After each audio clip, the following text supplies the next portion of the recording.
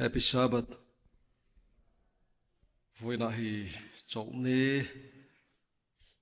hon limom tak mai pathian en min hroi thlenga borok po anuam tok via ving ka ria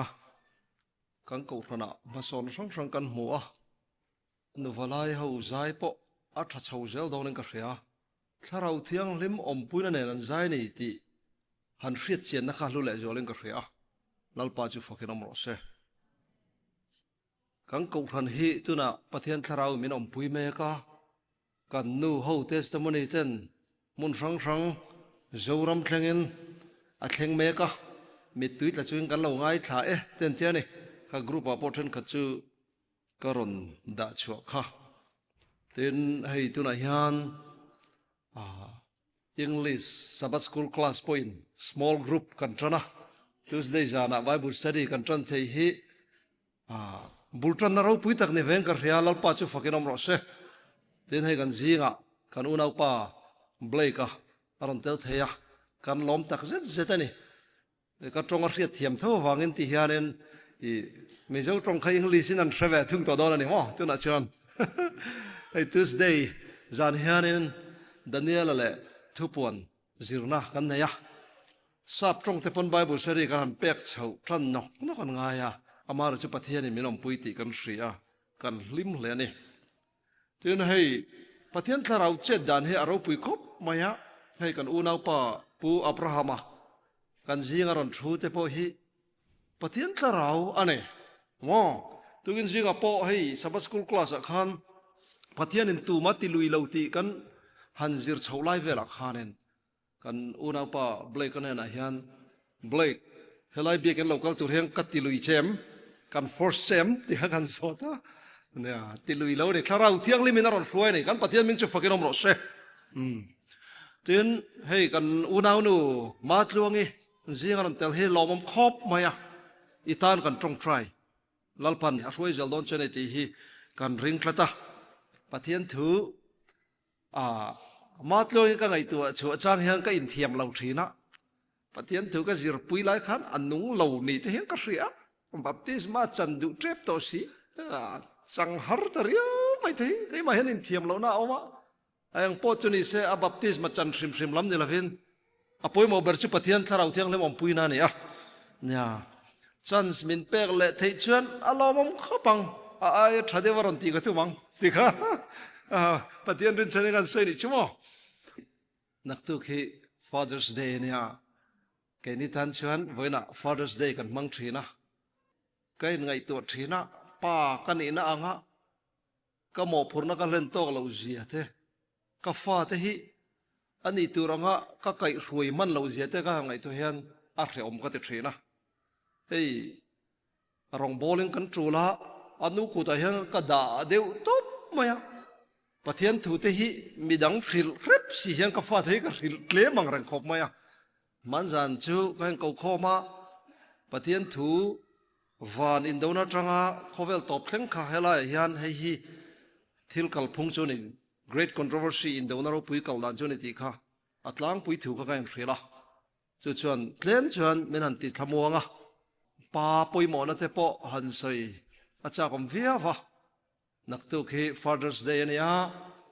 ka pa ni pui teu song song pathian me kan ngan du cheu chu pathianin cái mani family travati tura min du hi kan len chua thena turin lal pai awang u pathatak ni kan tum don lom le ti kha kai nge na ni voin he katu soya ka mit tui tlak ji na sarmon ga soi do na amit tui tlak na zong sarmon he ka soi ngai lo khop maya light reason farnu ofeli kan ngai thla thena mi kha mi zo audio khan itlak na tui dula mai tu na ri zong mit tui kan seng ri lawang tiang deuh khan kan hun challenging taka hian thu cha vau khan na thu cha na nung lam te bo kan an thlur fo thina ang pon se pathian ne na tanga thu cha rang rang hi chu mamai na thu cha ve kan ti hi kan hria ta poi mo khop mai min ngai dam ro ti thu pui hi karon thlan chu chu ni a zan khan kha kan upuin pathian thu cha ron soya ka sarmonen thak dai maya bin ngai damro ti thupui hi karil ruwa meron tur tu oma soi tul po ani ange voina thu cha hi kan ko thranina kan mo tak po ani nge in ka ring ane tun lai theologian tharlam te pokan ti thenga sipe khama hi Andrews a professor thoklai me kan ya kumeng zange ni ka rechak de tlat me tu kin chu sang ka ko somria ta alo pianga kum somli paruk amhang me kan tuna hei hian thu thatak takaron zia ka ale kha bu po hi cher tur thatak tak awmani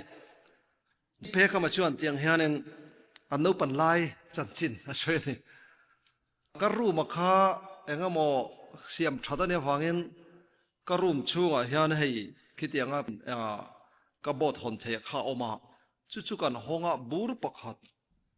kha kan han honga rong bur hi lo nia no pangta chu kan han suwa sam vela kha banga te kan ti kaya ka bedroom ate chuan chaukalama thil kan ti kha afu lo ni ti ka hriata wangin chaukalama kanu kha ril turin ka juk chu ka ma se chauka ka juk kalna te po chuanin ka ke nia ka jong jong khan rong khau mek ta kanu in aten faina tur khan na sape a be nga ya tlaya ka pa lo ho chuan chiang hian a soya ti ka pa kha thin rim khop maya voin thlenga ifa te nung damai la nei hi chu iwan nei ye atia anu ne na khan nea ang poni seron sai tu ma chu kanu khan min mangai em a chu wangin khatia anga in kan ti bol lo na kha thian fai tur khan na sataka abe anga ya ne te na soya pathian hianin swal ching fel tur hian universe he ko vela swal na ron lut ching fel tur hian a insenso angai na sa khopasin swal sa tuana om to lo tur a chin fel na tur a hian pathian me waron thianga ya chu voina toitein kan zir ho don ani heril ru krista iswa po a ombokhanang mani omro se te lal iswa ril ru kan puthi fa poi mo hem kan ril ru hi iswa ril ru lo ang ani chang iswa ril ru nen ain an lo chang om fo thini tro ani zongin pathian anga oma pathian tluka om chu thil thak le thaya ruat lawa mi hring te anga lo piangin boy anga in siama ama lema ein titlom ta zoka ten mi hring anga lo omina ngai tloma thi khopia la thu zomina lo om ta a cross a thina ngei chu chumi wang chuan I suamingin mitin vana mi te le noi mi te nen an thing thit nan le pa pathian ti ro puina turin Isua Krista chulalani ti in leitin reng in a puan nan pathianin ani chuna satakin a choi moi ve ta thunga ming zong a ming chung nung berchu apeta ama chuan pathian fam kim na tin reng chu tak sanai na omreng sia ama chuan in fam kim ta boka ani chu lal na le thu nei na zong lu ani pathianin a thu thiang hlem kan zatan ma somro se he lal Isua Krista mi hringaron channa hi incarnation tian ya sap trong chuan athuk lutuka mithiam te chuan mystery hilmak chui chua zo rol lawani anti hialane mo chui sen zo rol law ani top mani chu apathian nakha fam kim ta ka omrang chung si khan mi hringaron ne chu mania elai no pangke ma khan a teenager ho kha ka ho wangin tiang hian kan an hriat thiam thena tur khan kan han zota tuna hian homeless angin khilai saraga le chin brother bul kong bulvela khan han om veta ula nge a anang ti khamo poisa nga deu millionaire ni tala homeless angin kud do angin han om don tala kong sira antinge kan ngayang le mi hring hianin กันเราปุยวักเราจุงโปเฮียนเทกันในวักเราจุงโปเฮียนกันเทได้ว่าลันติรามกันดุทรีนั่นนี่เราปุยเวเดวตาเนี่ยกันเรียดไปจวนที่เทเวเดวตาเนี่ยกันเรียดไปจวนกันเทในโซกันดุครบไหมอามันเหมาะจวลเดวไปจวนมีดังอินมินฝักมาเฮียนกันโอกาสจังเห็นนั่นชัวก็มาเสมีเจ้าเฮียนทุฟิงทราเดียวกันเนี่ยฮะมานี่อินฝักเละสักขิงอะไรเองมาเบ็ดเราเทียอาเสข้างปกฮะกันปัลจูดเวกไหมฮะมานี่แหละมานี่ให้จอยมอยเทนัวมานิจินานูฮูอินะลานรอนเรมาก็ดูเดียวไม่ชิวเกี่ยมาเขาอินปัทเทียนนั่นติขโมปัทเทียนนี่กันปัทเทียนนั่นนี่เราชนมานี่กันเราอินปัทเทียนนั่นชั่วโมงเลยฮูไม่รู้ตุกขัดยังกอร์ขัดชั่วโมงปัทเทียนถูกันอ้อยเราเฮียนเสร็จแล้วถูกันเราอ้อยมานี่ถูกันเราด่าเราเทรนเขาเราเนี่ยแล้วลีซัวเคลมนะสร้างตักเล็ทุกตักจูทะเลรัตปกฮันปฏิอันฝ่าไปนี่ชวนแห้งลงที่ช่างจันทิเราหันติแต่ขโมยจูปฏิอันนะคะอะตอมคู่ไม่เชื่อมาเสียอาเจตอาเร็มเราเนี่ยจูอีสัวเฮโคเวลาเราขัลขาน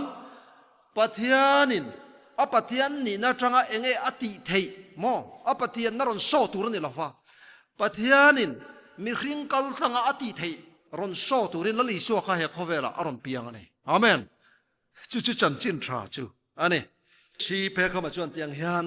ฮาร์เซียกา so who am I ตัวเอกันนี่ละทีฮีเฮโซนให้เกมาโปเล่ขบุรังเฮมีอังลำซองเสียกเทโปก็หังโคเล็กเฟียตัวเออินี่ตัวเอกันนี่ที่ก็ยังเฟียเชียนังไงครบไหม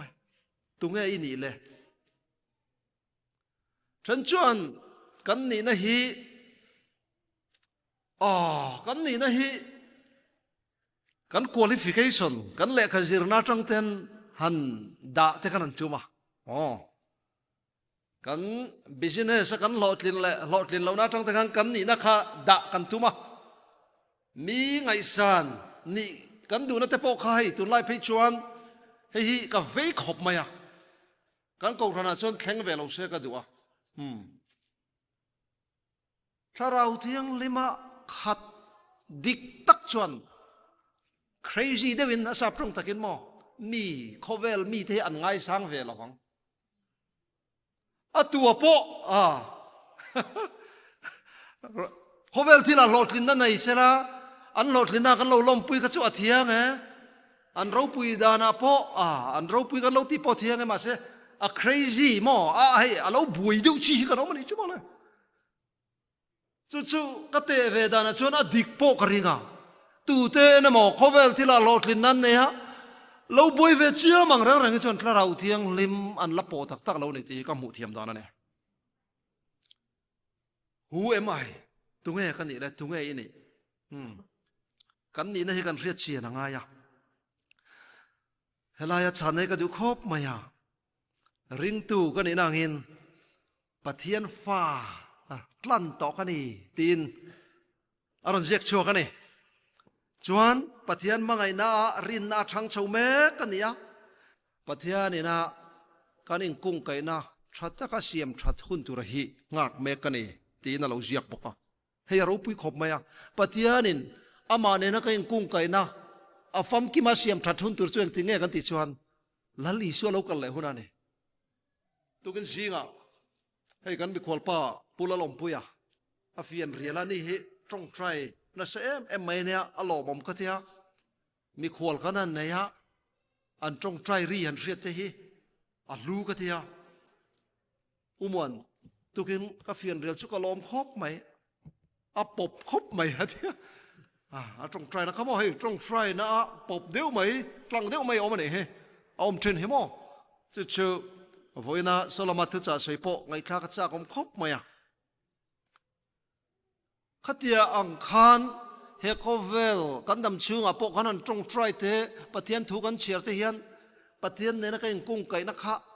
ปะเทียนเนี่ยนักเองเบียกปอนักขะลิมหุ่นกันเนี่ยมาเส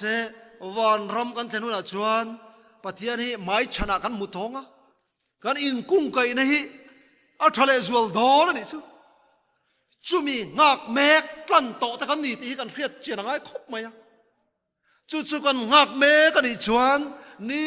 tina pathian ne na kan zom na hi kan ti nun apoi mo em ane pathian ko rana kan om na chana po hi pathian in atir taka a original intention mo atir taka kai man nia atuma kha alen chua thaina turin biak ina the kan lo kal ani chu nge biak in kan lo kal chan te po kan khria ta ngai ni tro amai ro chu toi join kan soi top menga sual na awangin chu ti khobo ani a ma se a khong ena mak tak chuan min chan dam me kan chu tuna hian khoi lam parin nge ka kal mek le patian ina atira evile adamate eden huanan siama amane na ingkung kaina thattak anei anga kha nei le turin tuna hian patian ina fa te min hruai me kha min ko me kha chu planto redeem kan ni na din mun chu ni amen kan ni nei kan ria thangai ania helaya pekamana justification aron da dan he min ti lom thar khop maya justification thiam chantir na hi engeni ti chuan redemption results in forgiveness pathian hianen he thiam chantir na hianen a khongai nen thiam men lo chantir tok mani sumole chu rin na kan lo pom angai ni chumo adot le chuan engeni sanctification aron soi partial regeneration and movement toward holiness in relationship to God. Helai tak hi karil ru rong khoi tu chu ni. Partial ati lai tak henak khoi le zu ala. Chu mi chu enga ni om sia kan ti chuan. Ti thiang limna kan kal mek kan la fam kim ri don lo. Ma se ti thiang limna kan kal mek ni chu. A partial ri ni chu. Chu ala fam kim lo ni chu. A khongai na min chan dam nu khan ti thiang limna kan kalanga. Nang ni in trafam kim turani in pa vana mi trafam kim angina tia kha eng mo pathian ne na kan thin lung kan lan khan trafam kim na khan ti khan kan local chomek thona ma se pathian trafam kim na top chu kan la kheng ri don chuang lo chu helai tak hi tun la ya ring tu tam takiran kal sual puita kan trafam kim tak thei lawa antia trafam kim lo khan tum sual lo khan ron promote nge ni kan so tiam tro hay tu laya Christian tam tak buai na chu ne chuan entinge glorification kharon sai ti ro pui na kha eventually eradication of all sin sual na zong kha ke mani thang khan ada bo vek thona ne anternan hey ngam tla ka puku ma baptisma ron chang zin thina ni tero ala fam kim don lo ma se e bia kina lo lang zel puku ma hi fam kim vek em afam kim vek don lo ma se eta hian pathian in ati thiang lim me kan chu lalpa chu fakin om ro se chu fam kim na chang turte fam kim na kal mek te kha kan ni nang khan pathian in melo pom zela ni chu khala khan ka fam kim to lo ti chi ani lo ni chu helai thu po hi min vela ni chu mo I am not yet who I was meant to be, but God is not finished with me yet. Like, avarau puive. Tunayan patianin min base yang sukalan iri chuang lo, mase patianian kay ma tho turkha, ala thok zau lo. Hekovel kadam chung apoyan a thok zau ri don lo. Chatuanin patian mangay na yang kan chang dona. Mase tunayan lal isuan min redeem min plan na wangin kaninang hian patianin min poma min ngai dama thiam min chan tirani chu chan chin tra chu ne han ngai thu ma thu patianin min clear rangania patian be se yang he patianin nitura min duang he kan ni kai ngai reng em kan ni toin ka ria kan lo ti palang ti long khop ma cái hi chu tak chu ni lalpa zo nen ka trafam kim to e tu man kan ti thei lo tia khamo kan trafam kim thei lo tia wanga trafam kim lo tum lam chin ni lawa trafam kim na kal khong zo lo chin ni lawa chatuan na patian trafam kim na le mangai na par tlan tur te khan pathian tharau huang zela kan inda apoi mo ane pathian kan hai pau le katlin lo na alo lang zol thina adot chia sentence hi kadu khop mai lal isua ka en hianin katlin lo na ka sual na ka problem ka fel lo na ringot ka mu lo wa a solution min chin fel na min chan chua na mo a chin fel na ka mu ani te ni chu amen hei chan chin tharo pui tak chu ni lal isua bul kanan then hian lal isua kanan en khan kan fel lo na ringot kan mu lo kan fel lo na kanan mu zo po le pathian mangai na kanan mutel boka isua mangai na te kanan mo ka ta khan lal isua mangai na chuan kan nun kha lo siam thathi na ni chu mo le hei avaro pui em chu chu lal pa zo nei chuan krista pan na kai lo na khan alo soya lal isua bul inai po le I fel lo na I mutam tin mai do na I fam kim lo na te I mu do na ni a chan chu ama fam kim na nen khan a in let thok awang khanin isua fam kim na kan mu tam po le ke mani fam kim lo na kha lang chiang do na ma se kan lo fam kim tiel thri na ni chu ma le hetiang hian na sai chun zoma setan bum na hian a thil ti thei na te a lo to ni ti kha tharau nun na pe thar thei tu chuan nang ma na thok me ka ni ti kha ati chiang ni ti lali suwa bul kanan thlenga mani fam kim lo na te kan sual na te kanan mu khan mi sual kan ni ti te kha kan chiang ta mi sual kan ni na kanan pom chi khan hela hian lal pa zo le chuan tin mo soi tharau thiang lim na tho kha inuna chiang takina langani ti kha ta hian a hriat thei ne te ne amen ke ma hian a chiang thar khop mai ei komeng amazat rong bol na experience kan lo nei to mi chi rang kan shona 7-day Adventist ko ran po hi azo ram Burma USA po a chiang tur chuan kan tei kol tam ve to kan ka ria kan mamo em chu mi sual kani ti kan im pom thei hi apoi mo khop mai ma se zol nei chuan ti mo lo se ta hian mi sual kani ti kan im pom thei na tur hian pathian tharau thiang lim kan mamo kan nuna pathian tharau thiang limin na a tho anga ya chu wangin lali suwa I ena I fel lo nai mua I fel lo nai en pom kha tharau thiang lim na tho chiang takani e tin lal pa zol nei chuan lo da ta ne amaro chu ni china kan soi tang khan misual kan ni chung khan pathian chuan me lo ngai dam reng maya ke mani chakna fel wa tum chiam po angai lo misual kan ni na ka pom mai tu ra nia lalpa min pui ro min ngai dam vai ka lo me kan ti mai do na ni chu tu na hian so em ai ti zo na khan la chang chau ze la ngai tai la tu na hian pathian ni na adu danang takatlan sa te asiam thatle na ngakin kan om tame kan chu kan ni na dik tak chu nia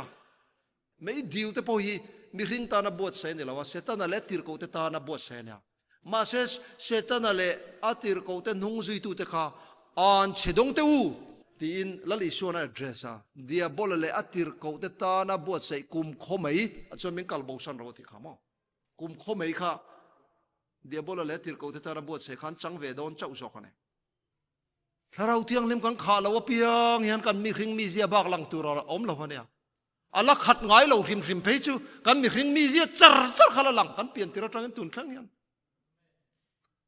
I lo khat to ni poin I fel big tin ani chuang lo patiang khongai na in tharau tiang lim khai lo changa I chan chung chan in nun kha dang lamang chulai jok chu ne chu wangin a sanctification ati thiang lim na la ya kha keima lom na tharmin pe a tu na hian partially in ti thiang lim kala ni chu ruanu nung po dong ro ruama sa I dong po ni mai the ala partial ala fam kim chung lo ni chu nakina a fam kim zokin lali su ro pui taka alo kal huna justification zo sanctification chu chu tu na kan man mek hi ni a glorification ti ro pui na kha lali su alo kal huna kan chang do na ni he tu hi Mizorama kan camping lai te pon kan soi thri na he hian ang khar do ni la a tha in karinga ka mit tu hi a tit la ve zia thri na wen chu a tit la lo tu ra ngai thai la Mizorama chung ko thom takina ni jana kan ngai thlang khan patam tak zuin mi ten an nu pui fanau ten an ti thabar dan te an ti kholo dan te ta hian he thon tu hian a chiang leng ka ria ta ching story atanga lak chu ane keima chanchin angin ron soi ka tum don ya kumsum ni panga kan in nu pui kan ya ka wang lai ka mang chho tan don cho matin patling ka lo ni ve ta jer maya fa pa mal kan ya wangin kanu le pan min duata nula lama po ka lak le maya ka kop lor na sa maya changin pan hi pathum te ka kop thina sum le pa ya har san na kan nei lem lo boka me chi rang rang ka kop lora a chang chuan a rual te pon pani pathum te bial nu ka nei thina kan he huna ka kal san le mai thina ril runat ta ka siam te po anom nu lang ka om dan chu thalo ti chang po ka nga ve mai ma se ka mi je hi sim har ka titlata a toy zongin kaler ani berang chu kan nu nen po hian rei kan in ngai zong man lawa ma se ka ngai zong ton to te zinga chuanin kalung dum ber ani ve tlat maya tina ma hi ko ran bel mi piang thar thachak ani reva kanu le pa te pon andu viu nge nge a ti chuan kanin ngai zona tanga tharuk leka karin nei ta nge nge ne chu tianga nu pui ka nei ve ta chu ka lim ve khopa mani to ka mi ring tak point in siam that katum ve na sa kanun po ka in thang na sa reng boka zule nula dang ka kop thin te tha vekin pachang takin kan nu bula ka tol rut rut reng mai ni kan in ne tanga kum khat le chan ve vela fanu dom tak mai kan ne ya kan valim te lulem ka fanu mel ka mu masak ber trum kho o naw nei na ruma tangin narsten arom pom chuaka ka lim lu tuk khan ka mit tui ka dang seng thot lo kanuna kathil ton to chuan ka lim ber trum alani hial ome apu kapa chuan amingatan lal nun nemi ti apua nal katilem lo khop mai ma se tharau lam hriat tirna adona ti ve miu mai sia thak le chi ni to hek lo apu len ta ma se boite ti lirin kan ko duat thung ane van doi tlak takin fadang kan nei thei tatlat lo me doctor te kan han ron kol zak nu po in om zia nei thei der lo maya kan nu la a risel thei der lo mai bok nen ril ru a boi du khop mai kan chung khosak azi om viawa sarkar na za puyom lo tak mai ka thok ve ta boka kan har salu tuk lem lawa kan ha tho na ai zol atangin lung leya kan in suan pheya hi ai zol khopui thala kan ni kan ho thona kha ai zol atangin lung leya kan suan pheya ti chuan kan nu le ka fanu tenen kan pathum chuan kan kho sau tarak raka boitei chu kan fanu nei chuna nia kan duat le a kan chung kwa tilim tu ber ani ka office ban ve le hian kan pui fanau te mu lan ka hak le la ka ho thui thina an ni ai thak le ka nei lo an ni point min ngai min thalel ema tiang khan in mangai takin kan om ani heti mai hian kan chung ko chanchin hi ti top theini se ka vati em ma se ala in tran don chau sia kuma ve ya katlang wal lai zia kalo la pai top lo mai hi lo ni a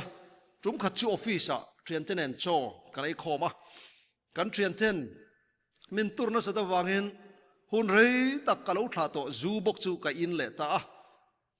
lo ti ve rep thin kan e wangin atuina po ka po le thuaya khamizan zurui chunga ka ho kan nu le boitin mak an tilutuk mel kha chu o pian thorna tak kala nei lawa ani telin zuboya katang ngetil tiala atira chuan ka ngei ve le watang ka tiril ruwa ma se katang het deu zok ti ka hai bik lo tin zu chuan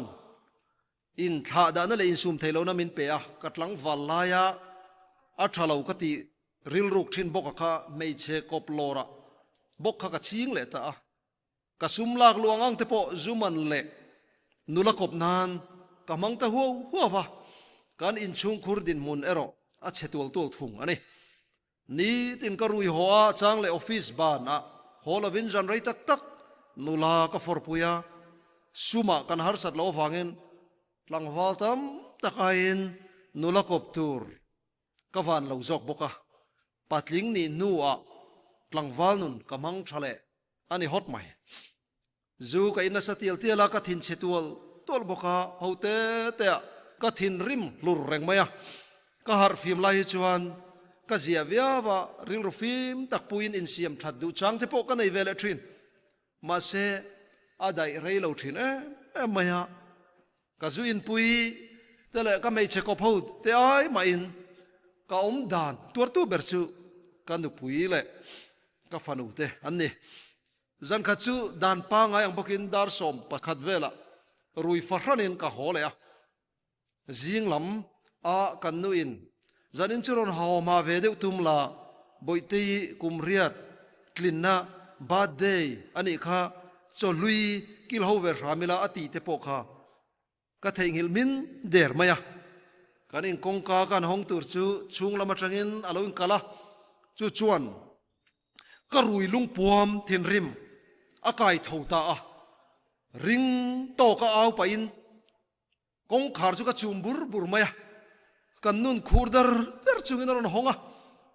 boitei pa ilo ho to ne mo zarin chu khi tamlu tu ga kalo lom le aron tia ma se chutia trong kam dam takaron trong te chuan ka thin ati rim zol so maya nazetin akor oma chung ka thama trong kam chetin renga an khum pa in amaya chuan ka beng ta thuaya kan thoma chuan boitei mu to po aron thova apa ngatinge tia trap chungin kanin kar aron tlan sepa karui thin rim khomulo chuan ani po chu kanam leng dora banga avain tau tabur nge a tumdanga chuan ka zurui thin rimin ka kut ka tho poin bungbel vel ka paidara kain rok khurkhura kut e bichu kala thak ngai lawa chutianga kompo chuan lau takin khur lok thina chung ko pa ber chung ko veng him tu tur ber hlavin ka nu pui le fanau te an khur zoi thina ni chu hemi zan pe chuan ka kal thui tama ma nima sela ka thin ri makal tuang zela kan nu chu kong kalama konor chuaka chuak ro ka mu pe to lo che he ina irong kir thei to lawang ka tia kong ka po chu ka kal ngal mi boka pon lama chuan kan nu trapri chu ari la tiala anu a chuan riat po a riat thei talawa boitei chu ka va na atluk na bula chuan alo thua alua doma min laumel takin trap chungin miron melzau zawa vin zetin munghal ro katia in nit fai chungin arum lam apantana na boro kan re chho dewa engtik lai nge kalau mutluk ka helo mumang kalau ne ya kamu manga chuan kham sang ta hian kalau tol liam dona kalau mang le maya ma se ka kut ton ton a chuan kanu le boitei hian melo chela trang fan o tin melo fui mol boka ma se to pa chuan min chel zo tangang lawa kalau tol liam don ta chuta ka lau trang na salutuk chu ka har lol maya khuma po mulovin sitting room thutlenga chuan kalau chat tha hi lo ne ya banga sana intar chu ke na jingdar li le mini som panga ania ka har fim khop maya zan lama ka thilti poizia ka res chuak ngal oi bok ani rang takin ka thau chuaka boitei ruma ka vatlan luta alo omlek lo maya anu azuyani don hi katia pona ka chuaka kongka po alo in hong sa reng boka khwa alavar lava ro asur na samaya in chunga katlan lu le thuaya ni liep le torchlight kala a kan nu te song chuan ro pui van on noya chuan katlan chuak ve tanghala atira chuan kan pong potlan chiam pota ma se khoi lama nge an kalang ti pho hre si lawa chu ti tlan chiam ringo chu afu loving ka ria kan han chol le dewa chu ti lai chuan mak tak main ka thin lunga o hian biakina kalro meron ti a ka ria a ti chuan kalna tu dang hre chuang to hek lowi man mo takin biakin lam ka panta a biakin ka thlen chuan ka ti mang reng khop maya kum ni don lai biakin ka kal to lo ti ka hre chuaka ma se ka thin lung a o chuan lu turin min tur tlata chu baka a chunga chuan kan nu te an om don hriat na kan ei tlat boka ti chuan ka lu ta a ka valu chuan kamit kan len kuala pulpit ma kan nu thing thi chunga tong trai hi ka va mu a abula chuan boitei chu alo mu ba ma alu alo tuam boka vatlan phengal chuk chuk mai ka duwa ma se tloma kala le deu a muang chang in ka pheya ka thoma riat chuan kan nu chu aron pheya a mel chu dang em maya ataksa te chu en kol that lo ti riat tak mayan a cher thik theka anulat laya nulanal le ti sen sar thina kha chu ti em maya alo dang lam ta chu ka khongai thar ta le maya min mu chu abei sei lo le ti amela chuan a hriata an bul ka va thlen chuan heta in lo omani mo ka ti ringota kan nu bula boitei lutuam bur chunga mu chu kan ena amai mi china wangena mu hi la nei ka ringa abula ka juk thu niam ve a apang ka juk deka alo savur maya a khosi ka sang le maya zan lama kanem son na khan alo in tau na hle ni churani kamu thil nu khan ro su noya anu alo wazonga biakina an local ve ni chu ka zu khoi chet ta ka chuan muang chang in aron menga apa min ngai dam ro o aron thi a ka nu ka ula boite ngai dam dil na tureng maum lo ke ma hi ngai dam ngai zo kani ka ti a chuta amit tu yeron nam para apa anu nen hian kan mangai em che ha itan kan trong trai char thina sin ma se mo apa atia tho hala ilom zong in kan om ve thiam lova min ngai dam ro haron ti le a boite le kan nu chu kan entrina soitur ka van ema ka tin lunga ro chu ma ni in huat nei na khat thunga ka trong do na ka oma min no tlata chuta boite bok chu aron trong chuak le ta apa ka thi nuwa tuin nge anu hilo en kolang aron ti a chu zo na chuan min thong dot maya chu ti khop chuan ka fanu hian min lo thlamon pui to lo ti ka hriat na chuan min tin na hle boka boite I thi don reng lo idam le va don thi thu soi su ka ti a ka trap chuak ta a boite nu point sum zo lo kan trap dun ta hom maya chu tia kan tra lai chuan boite chuan ka kutaron vuana apa thil min tiam ro o ti in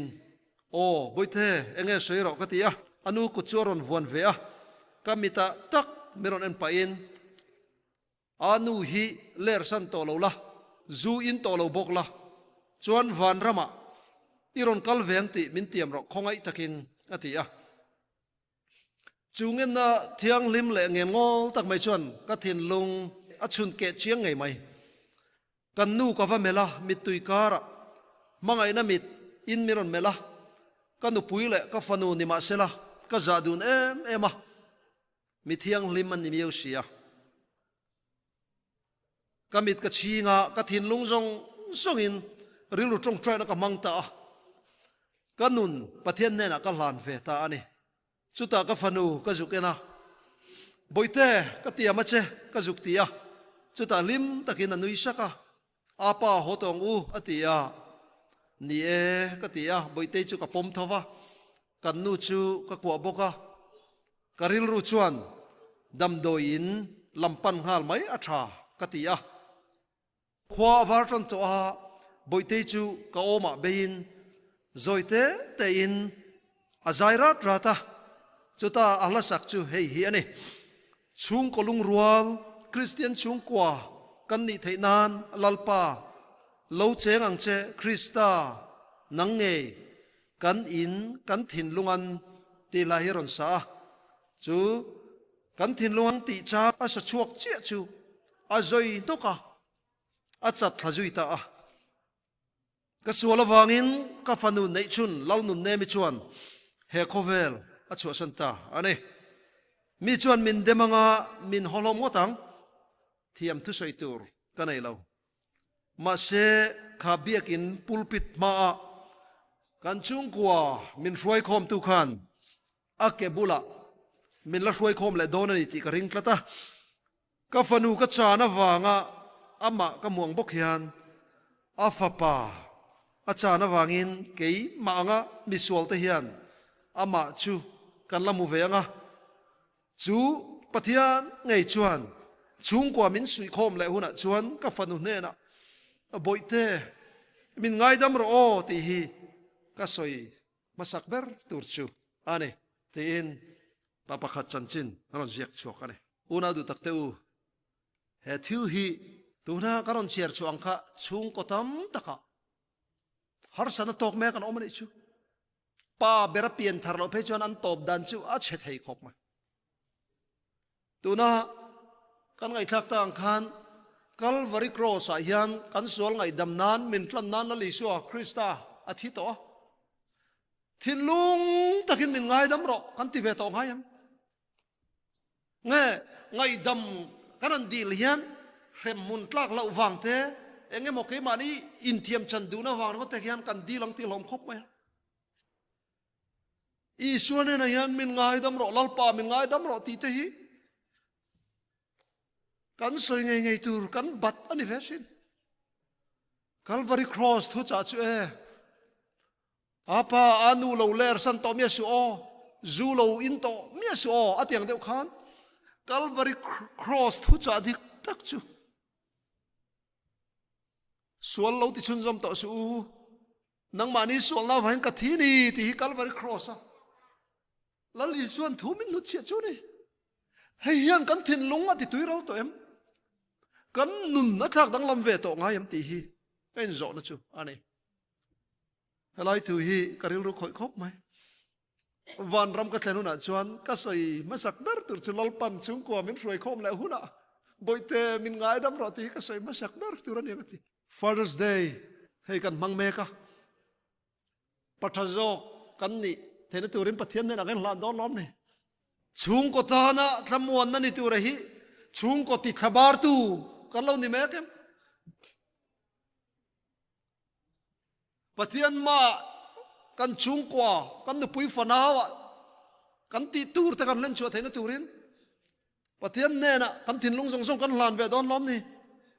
halaya karon chair karil ru khoi deu mai chu afanu ina angen na kha ngen na thiang lim le ngen ngol tak mai chon ka thin lunga chun ke chiang khap mai ati khamo ngen na thiang lim le ngen ngol takin kan lali so Krista chuan sim ro wan ram chu nai to e ti in kan zawai hem in ko me ka ni plan na chu eng mo a khongai na thiam chan tir kan ni a chu a khongai na thiam chan tir na pathian khongai na za ngai na mangai na mutu te chuan pathian ne na thin lung zong zong lanin sanctification ti thiang lim turin pathian ne na an nu nan lan do na chu ti chua kan tin lung zong zong kan la na tharau thiang lim min om pui chung poin he ko vela hian kan fam kim vek do lo ma selali swa local huna ti ro pui na glorification lo thenga chu ta chuan sual na le mi sual zong zong hi lalpan ada bo vek to dona chumi ma chuan ke mani hi tharau thiang lim thunun turin lalpan tu na hian ka fai thin lung min pero ti min som me ka ne tu na hian pilal thang valley lal nun ne ma kianga ti pathian phangna la sa turin lo so manga emiron saklai hian pathazok ni ve ka du ni nu thazok ni ve ka du ni isu ne na ngai dam ka dil du ni pathian ne na ngai dam ka dil du ni tia in hlan thar du te kanom chuan ama hian thing ka in hlan tharanga chuan kan in hlan tharna te tong trai na in kan nem het don nia lalpan athu cha kan soitak te kan zatan mal som bo se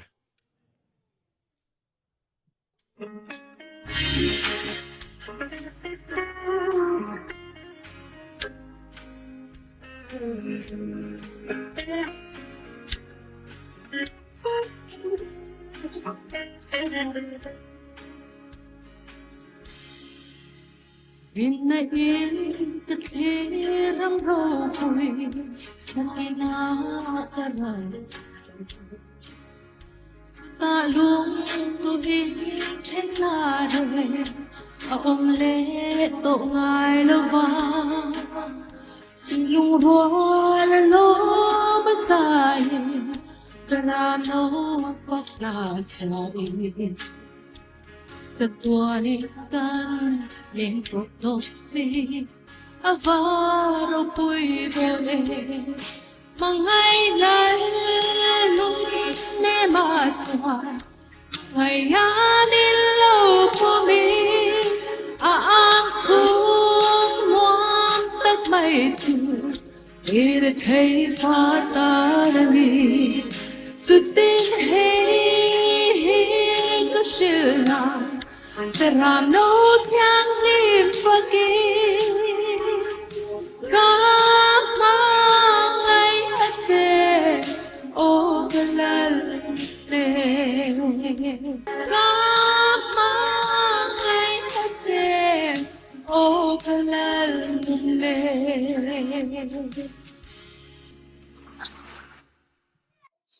lâu trong trayang kan in lam na te nem het turin lalpa kan pathian min mangai em tu mangai top lo min mangai wangin lom thu kan soya kan fam kim lo chung pon nang chuan min mangai min pom du ti kan hriat non le wangin lom thu kan soya khongai takin nu thazok pat thazok kan ni thena turin voina in lan thar zong te mal min som la tin chu mai baka laupa ron chok kher lo te po kan in lan thana te min lo pom sak la lalpa kang ko thana hian Christian diktak tharau thiang limena ti thiang lim mangai na van lam mangai na athunun me kan ni thau te na turin I tharau thiang lim rei takatang kan be sei to churon sur ti ro che irong bol zel turin min ti chakla kan va fam kim lo em I du thu sami kan tling ri lawani laupa ma se chu ti chung chuan nang min siam thadu ni min om puina min kai ruina awangin lom thu kan soya kan sual chung po min mangai tho wangin lom thu kan soi poke Isu Krista min thiang min karon ti le amen lalpan ma som theu se